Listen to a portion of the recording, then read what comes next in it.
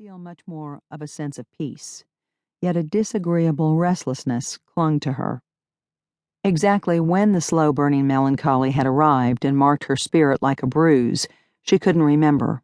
All she knew was that the discontent was with her, on her, following her everywhere, the same way Murphy, their aging black Labrador, shadowed her around the house.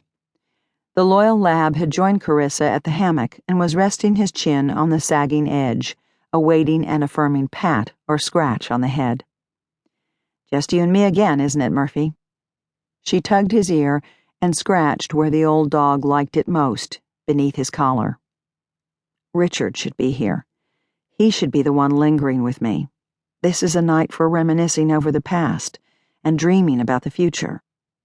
Carissa tried to remember the last time she and her husband had shared such a night, or even sat outside together and gazed into the twilight sky.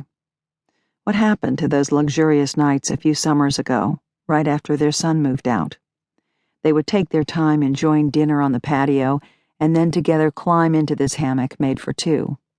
Here they whispered their affection for each other, with fingers intertwined. They spoke of their future with eager anticipation. But here it was, the future, and she and Richard had become little more than two roommates, sharing a bed, a stack of bills, and a growing discontent with their life together. Murphy nuzzled her hand, prodding Carissa for more scratches. With one hand on Murphy's head and the other on her unread book of poems, Carissa closed her eyes and cried just a little. But then, unfortunately, a little bit of guilt joined her as well. Richard had a good job. What he did was important. He helped people in significant ways.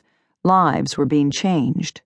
Over the 24 years of their marriage, Richard had made many sacrifices for her. Why was it so hard for her to concede to this small sacrifice and find a way to keep content the 3 nights per week that Richard worked late? Her life was far too good for her to feel sorry for herself over this.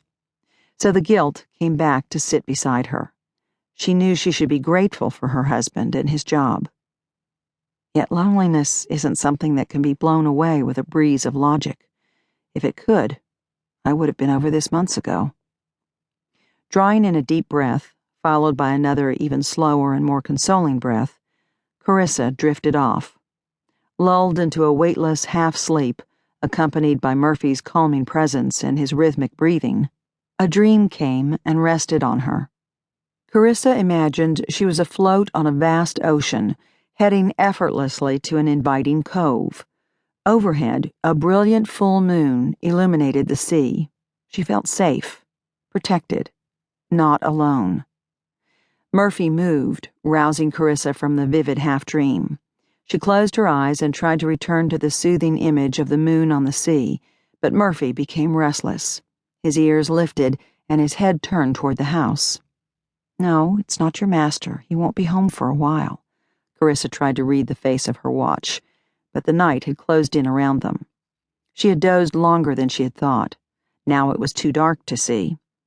As she shifted in the hammock, the poetry book slid off onto the grass. Reaching for the book, she tried to remember if she had read any of the poems before falling asleep. No, she knew she hadn't opened the book. How was it that the lyrical image of the ocean and the moon had been so clear? Where did that impression come from? Murphy turned toward the side yard, his ears perked up. A low growl came from the faithful watchdog, and then with uncharacteristic spunk, Murphy took off and bounded toward the side of the house by the garage.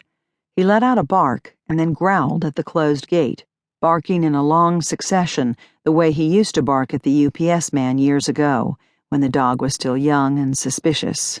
"What is it, Murphy?" Carissa rolled out of the hammock and headed for the nearby gate. Did a rabbit slide under the fence? The security light blinked on. Carissa froze. Rabbits and squirrels didn't create enough motion to set off the security light.